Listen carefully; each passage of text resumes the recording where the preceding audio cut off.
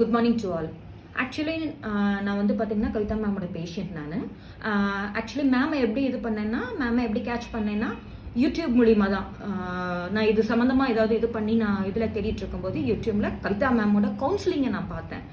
So first of all அவங்களுக்கு நான் கால் பண்ணிவிட்டு அப்பாயின்மெண்ட் ஃபிக்ஸ் பண்ணிவிட்டு நான் மார்ச் ஒரு 28 ஐ திங்க் ஸோ நான் அப்போ வந்த உடனே மேம் வந்து எனக்கு ஃபர்ஸ்ட் அவங்க வந்து எனக்கு கவுன்சிலிங் கொடுத்தாங்க.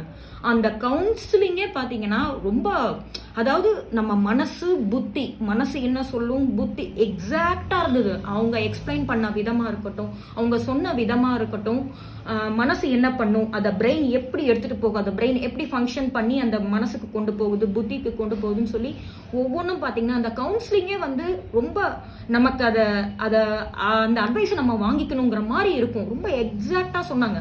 நம்ம மனசில் என்ன நடக்கும், புத்தியில் என்ன இருக்கும், புத்தியிலேருந்து ஏன் நமக்கு இந்த மாதிரி ஸ்ட்ரெஸ்ஸுக்குள்ள ஆகணும், ஸ்ட்ரெஸ்ஸில் நான் ஏன் இவ்வளோ தூரம் எக்ஸாக்டாக இருந்தேன், கொரோனாலேருந்தே ரொம்ப ரொம்ப ஸ்ட்ரெஸ்ஸாக இருந்தேன். அது வந்து எனக்கு இன்னும் சொல்லப்போனால் சூசைட் வரைக்கும் கொண்டு போயிடுச்சு.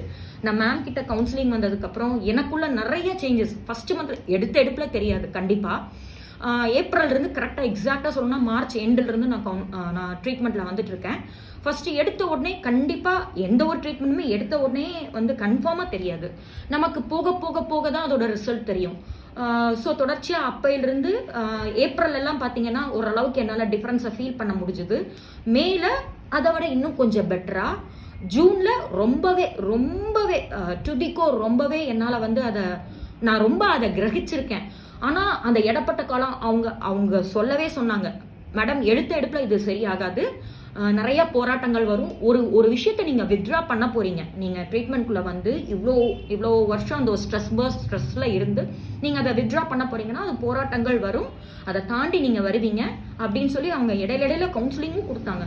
ஸோ எனக்கு அதில் வந்து நான் ரொம்ப அனுபவிச்சிருக்கேன். அதை நான் எப்படி சொல்றதுன்னு என்னால் தெரியல. நான் எங்கேயோ போனவளை இன்னைக்கு நான் வந்து ஜாபுக்கும் நான் இது பண்ணி நான் இந்த அளவுக்கு வந்து ஒரு ரொம்ப தெளிவான மைண்டில் நான் இருக்கேன்னா அதுக்கு காரணம் அவங்களோட ட்ரீட்மெண்ட், அவங்களுடைய கவுன்சிலிங். ஆனால் என்னன்னா அவங்க சொல்றத நம்ம கரெக்டாக ஃபாலோ அப் பண்ணணும். ஸோ நான் வந்து ரொம்ப இன்னைக்கு நான் இந்த அளவுக்கு தெளிவாக இருக்கேன்னா அதுக்கு காரணம் வந்து மேடமோட ட்ரீட்மெண்ட் அண்ட் மேடமோட கவுன்சிலிங். ஸோ என்னுடைய ஃபீட்பேக் என்னன்னா, நம்ம அவங்க சொல்றத கேட்டோம்னாலே போதும். அவங்களுடைய கவுன்சிலிங்கை நம்ம வந்து நல்லா கிரகிச்சுக்கணும். நான் அதை ரொம்ப அனுபவிச்சு கிரகிச்சு இன்னைக்கு நான் இந்த அளவுக்கு நான் பிரைட்டா இருக்கேன்னா அதுக்கு காரணம் மேடமோட treatment. Thank you one and all. Thank you.